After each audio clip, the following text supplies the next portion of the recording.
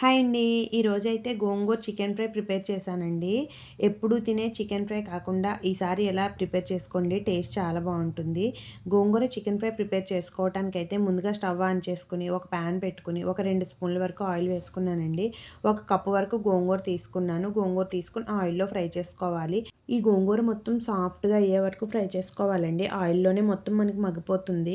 చూడండి ఇది దగ్గర పడిపోయింది కదా! దీన్ని ఒక ప్లేట్‌లోకి తీసుకుందామండి. ఇందులో కొద్దిగా ఆయిల్ ఉంది కదా! దానికి ఇంకొక 2, 3 స్పూన్ల వరకు ఆయిల్ వేసుకుంటే కర్రీకి సరిపోతుందండి.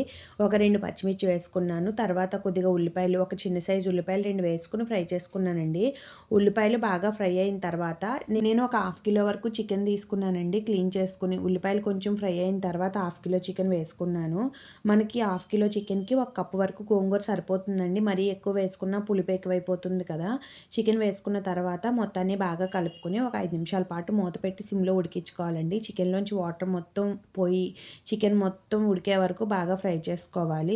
మూత తీసి చూస్తే చక్కగా వాటర్ అంతా పోయిందండి. తర్వాత దానిలో కొద్దిగా కరివేపాకు వేసుకున్నాను. కరివేపాకు వేసుకొని మొత్తాన్ని బాగా కలుపుకుంటా ఫ్రై చేసుకోవాలి. ఇప్పుడు దీనిలో అల్లం వెల్లుల్లి పేస్ట్ వేసుకున్నానండి. ఒక స్పూన్ వరకు అల్లం వెల్లుల్లి పేస్ట్ వేసుకున్నాను.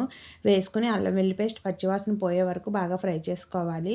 మన రుచికి సరిపడా కారం, ఉప్పు వేసుకోవాలండి. నేను 1.5 స్పూన్ వరకు కారం వేసుకున్నాను. సరిపడా సాల్ట్ కూడా వేసుకొని కొద్దిగా గరం మసాలా పొడి నేను ఇంట్లోనే మసాలా పొడి ప్రిపేర్ చేసుకుంటానండి. అది ఒక స్పూన్ వరకు వేసుకున్నాను. వేసుకొని మొత్తాన్ని కలుపుకోవాలి. దీనిలో నేను వాటర్ కానీ, పెరుగు కానీ ఇలాంటివి ఏమి వేయలేదండి. మనం అలా సిమ్‌లో పెట్టుకొని ఫ్రై చేసుకుంటే చికెన్ ముక్క చక్కగా ఉడికిపోతుందండి.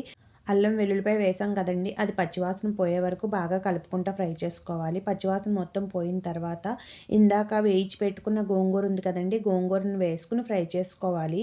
గోంగూర వేసుకున్న తర్వాత సిమ్‌లో పెట్టే కలుపుకోవాలండి. లేదు అంటే అడుగు అంటుకుంటుంది గోంగూరకి.